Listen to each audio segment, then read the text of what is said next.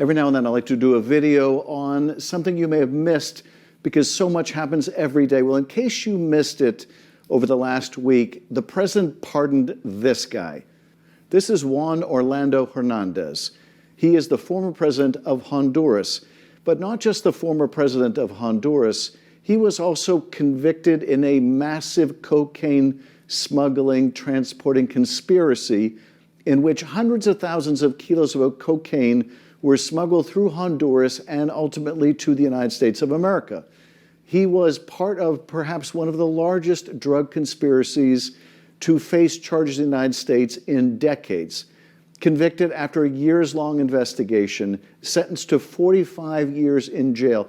This wasn't just a narco-trafficking organization, but a murderous one, a brutal one, and yet he's given a pardon by the president at a time when the president is saying that Nicolas Maduro in Venezuela should be removed from power because he's a narco-terrorist, because he's running some narco organization. Now, Maduro is a terrible, illegitimate dictator of that country, but the hypocrisy is just glaring.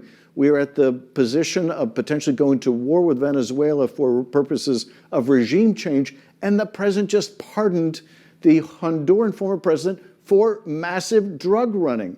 So what is up with that? Well, of course, the president has been asked that question. Why did you pardon this guy? And this is his answer. Well, I was told, I was asked by Honduras, many of the people of Honduras, they said it was a Biden setup. Not only Biden, but Biden didn't do it a lot. But it was the people that surround the Resolute desk, surround Biden when he was there, which was about very little time. And the people of Honduras really thought he was set up and it was a terrible thing. He was the president of the country. And they basically said he was a drug dealer because he was the president of the country. So he says he's been hearing from a lot of people in Honduras. Really, I don't think so. I don't think Hondurans are getting on the phone and calling President Trump and saying our poor former president was an innocent man. He was so mistreated by that terrible Biden administration. You need to pardon him. No, I don't think so. Now, for all the clemency that's being shown to the pinnacle of this conspiracy, the former president of Honduras, one of his co-conspirators is getting very different treatment.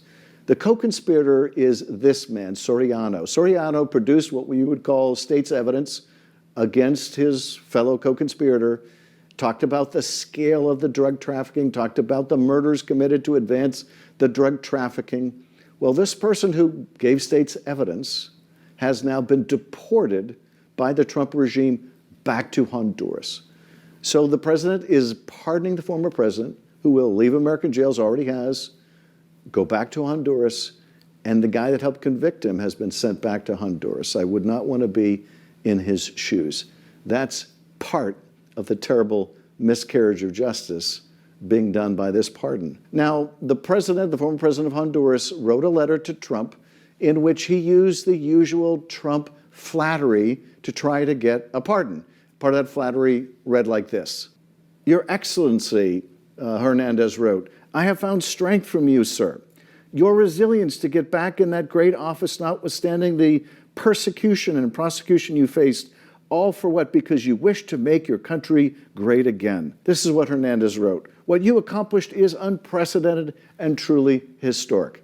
Well, it doesn't take a genius, whether you're Putin or you're a convicted drug trafficker, former president, to know that to manipulate Donald Trump, all you have to do is compliment Donald Trump. But surely there must be more to it than that. Well, one factor is this letter was sent to the president by one of the president's longtime criminal associates named Roger Stone.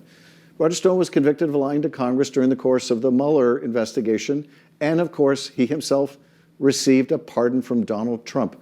Well, Stone sends this letter on behalf of the former president of Honduras urging a pardon. Now, it's not just Roger Stone, but it's also the president's pardon attorney, who just happens to be the same counsel at Justice Department who is the president's weaponization prosecution leader named Ed Martin.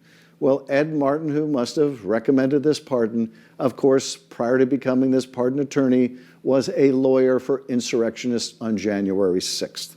Which brings us to other horrible Trump pardons. That is, all those engaged in the attacks on the Capitol on January 6th, hundreds who beat police officers, got a pardon on Trump's first day. More recently, a lot of the top conspirators with Trump got their pardons. The Rudy Giuliani's, the Jeffrey Clarks, and others got their pardons as well. But this may be among the most odious of pardons, the most hypocritical of pardons, the most inexplicable of pardons. So could it really just be appealing to Trump's ego that gets a pardon? Could it really just be weighing in by Trump's fellow travelers, the Ed Martins and the Roger Stones, that got this convicted drug trafficker freed with a pardon? Could that really be it? Could that be the complete explanation for why Trump has given this extraordinary pardon? I don't think that's everything. I think the additional impetus for the president involves the current elections in Honduras. The election count is still going on. The elections were on Sunday, and Trump had endorsed one of the candidates for president in Honduras, the leader of the National Party. And Juan Orlando Hernandez, the former president that just got the pardon, is also from the National Party. And I think this was Donald Trump's way of announcing in advance of the elections that he planned to pardon this guy and now going through with it. This is Donald Trump's way of trying to influence the elections in Honduras. Now, those elections at this moment are too close to call. And because Trump's candidate is a bit behind, you know what Trump is saying? He's saying there must be fraud. But regardless, we are seeing an abuse of the pardon power beyond anything we could have imagined. Really the worst fear, I think, of many of our founders when they placed such a potent power in the hands of a president. Now, there were good reasons to do it, good reasons for the founders to do it. They thought presidents would largely be responsible, that they would look to bring justice where justice may not have been served, that they would bring mercy where mercy had not been shown. But here, the president pardoning people who used violence to help overturn the election in his favor. Here, the president pardoning crypto billionaires because they make massive investments in his family firm. Or here, where we're on the verge of going to war with one country and yet pardoning the former president of another country in the same hemisphere, both involved in drug trafficking, makes no sense. No sense at all, except perhaps in the upside-down world of Donald Trump, in case you missed it. So thanks for watching tonight's video. We started doing these nightly videos as a way of identifying something really important that happened today or this week, what we should make of it, and how we can fight back. As you can see, I like to include movie clips. If you have any suggestions for other movie clips I should include in future videos, please share them with us. And thank you for following along.